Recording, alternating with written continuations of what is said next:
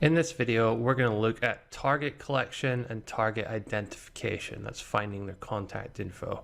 And this is all to do skyscraper link building. Now, before we get started, you do need to have the Ahrefs toolbar installed. So you'll need to be using Chrome or Firefox here. I'm using Chrome. You can see once it's installed, this little hand symbol will appear up here. So to start off with, we're going to take an info article which we've created. I'm going to use the backpacking tips for beginners. Then we're going to go to Google and just search for that keyword. Now, if you click this little symbol here, it's going to load up the Ahrefs toolbar. You can see it's at the top here. It's giving us some data about the keyword. But here, under each result, it's actually showing us a lot of cool info. And the most important metric we're looking here is page RD. So that basically means the number of referring domains that are linking to this page specifically. So here there's only one, but here we have 137, which is huge. Here we have 46, and there's 14, 28. There's a lot here, and this is just the top 10 we're looking at. We can go on for pages and pages if we so desire. So let's just take, I don't know, this one, not that one, it only has a few. Let's take this one, it's got 14, and this one 28. Now for each of these, we need to take the URL, let's copy it, and then go into Ahrefs, and then just enter the full URL here, hit search. Then over here, click on backlinks. And this is essentially a list of all of the people who Ahrefs has found who are linking to this REI article. Now there's three important settings here. I want to set the link type to do follow. I want to set the platform to blogs, and I want to set the language to English. So we've gone from about 90 something down to 42 here. And all we're going to do is export this and download it. So if we open that up in Excel, it should look something like this. Before we clean up all the unnecessary columns we have here, we also want to add the other sheets in. So let's go back to the next one here, and then let's put that into Ahrefs. Again, we're going to click on backlinks, same settings again, do follow, blogs, English, and then export that. So let's open up this one, and all we're going to do is basically copy these lines here and then paste them at the bottom of the sheet here. So we're going to create one massive sheet with everything on it. Just going to close that down, and I'll fast forward through it now, but I'm going to do the same for the next two as well. So you can see we've already created a list of 123 prospects we can potentially outreach to. Remember, the idea here is that we're going to outreach to all of the people who are actually linking to these sites, these competitors of ours, and ask if we can get a link as well. I've just done 4 here. You can go and do a lot more. I would suggest you do that. It does take a bit of time, but you can go through 10 pages of Google easily and grab thousands if you want. You can also do variations of this keyword. So if you go to keywordtool.io and just search for the keyword in here, you'll find a number of variations where you can search for those instead. So we might choose hiking tips for beginners here, and then go back to Google and search for it in there. And then we have an entirely different set of results that we can get. Some articles will be the same, of course, you have to watch out for that. But we can also potentially get, a lot of these here. There's a big one here, 124 root domains. And so this way we can create, hundreds and hundreds of possible permutations here.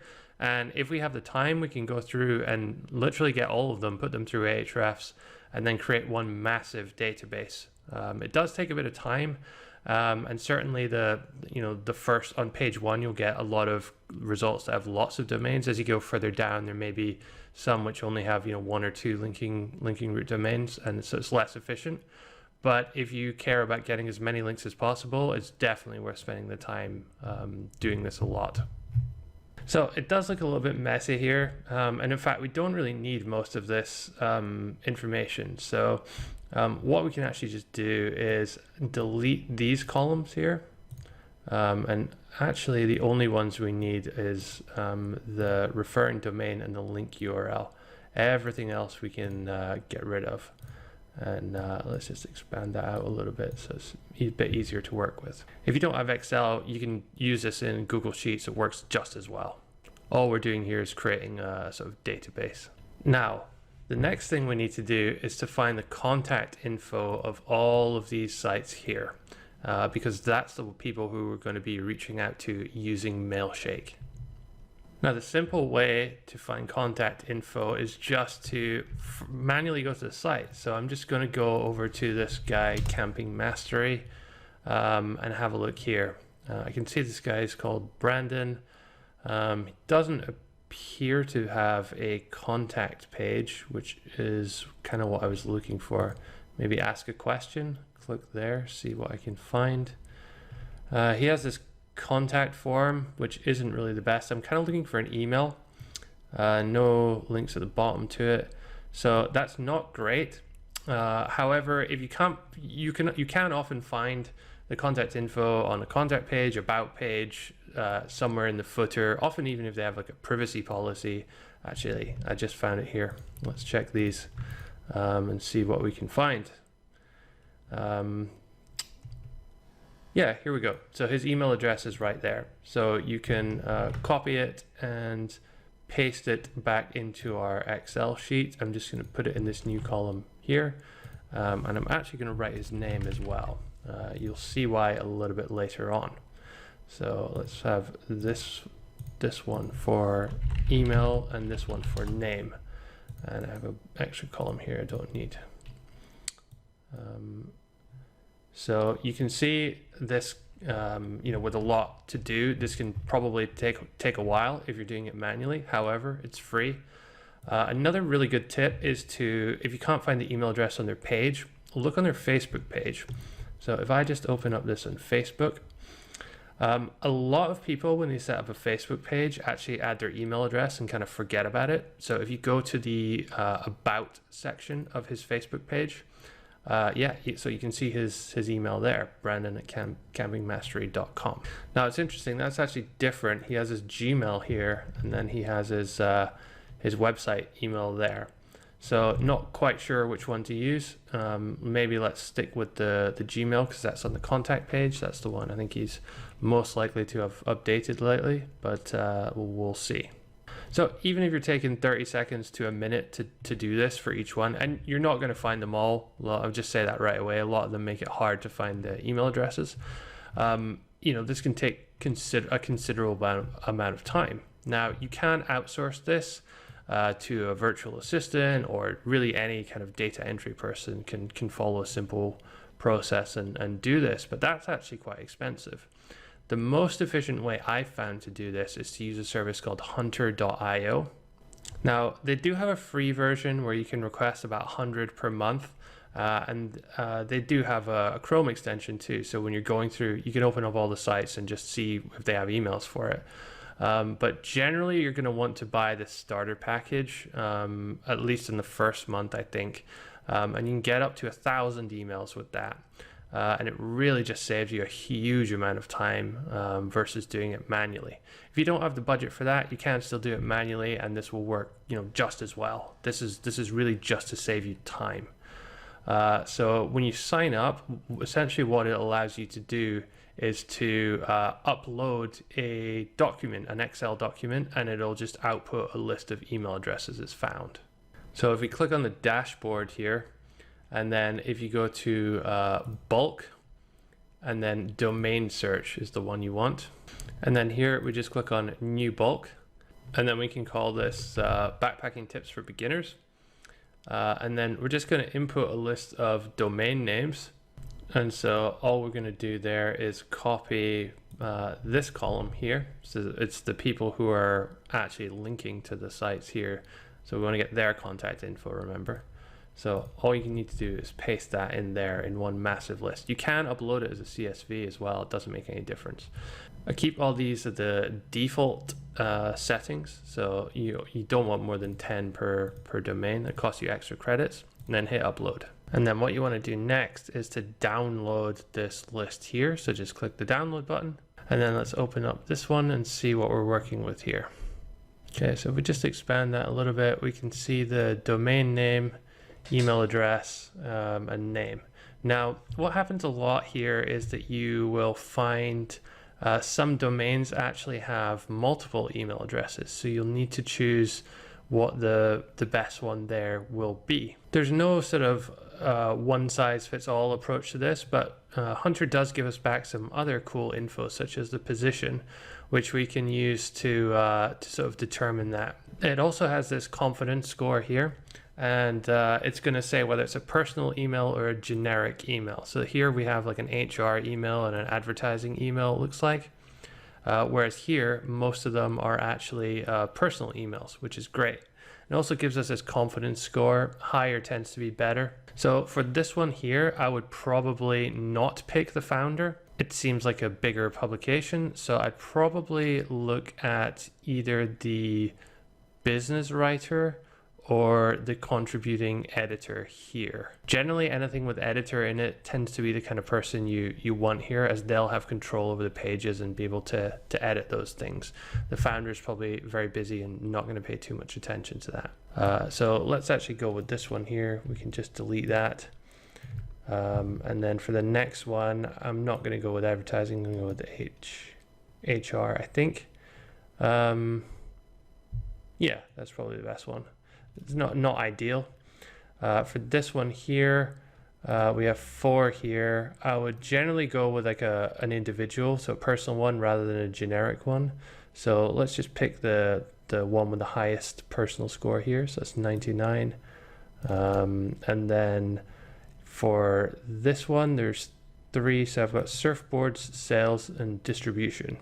So none of those are particularly great, so I'd probably go for the surfboards one. It sounds kind of like a generic email.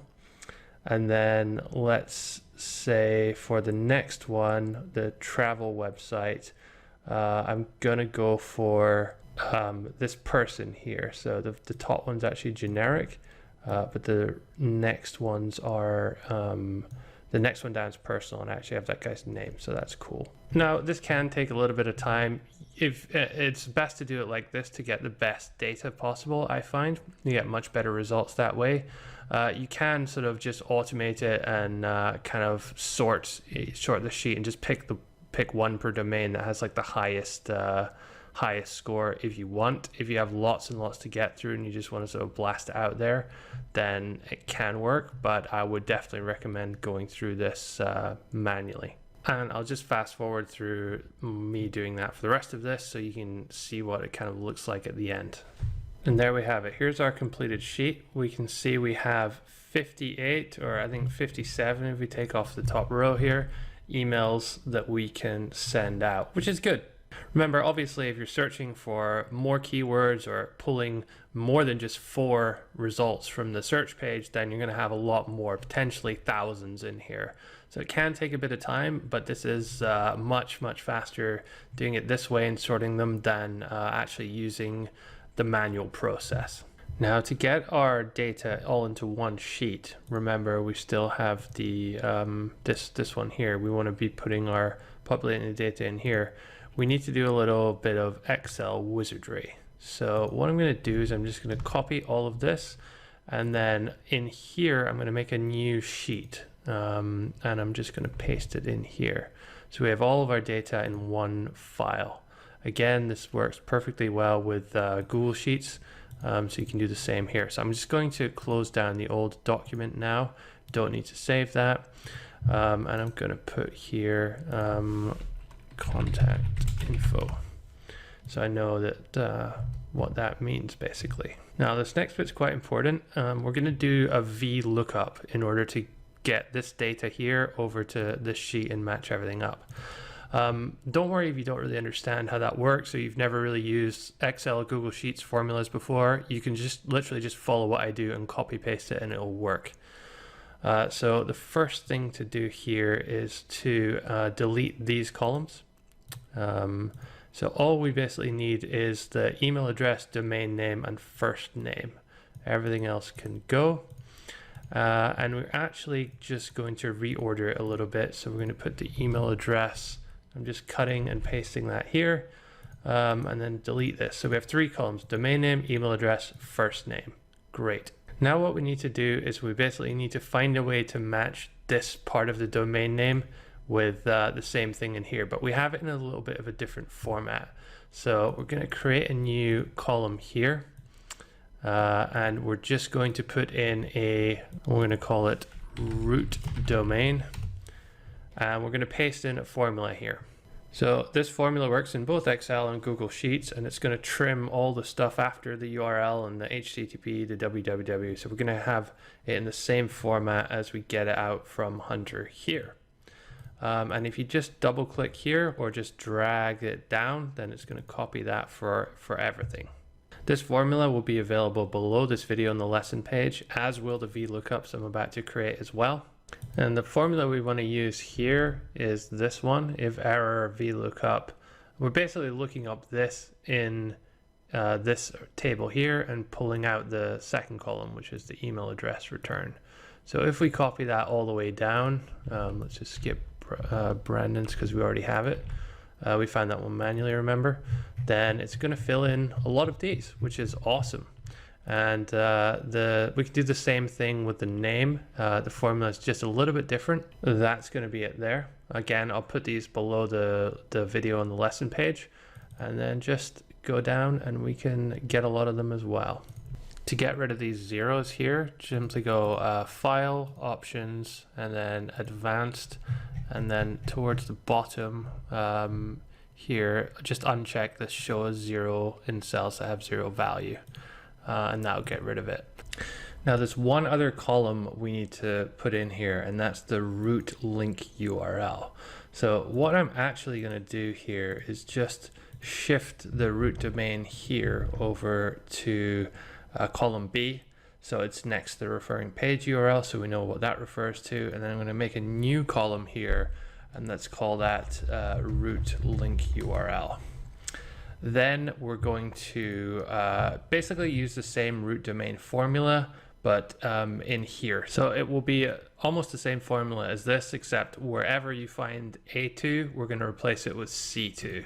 So it will look something like this, and it's just going to pull the root domain there. Let me copy it down. Yep, it looks like it's worked.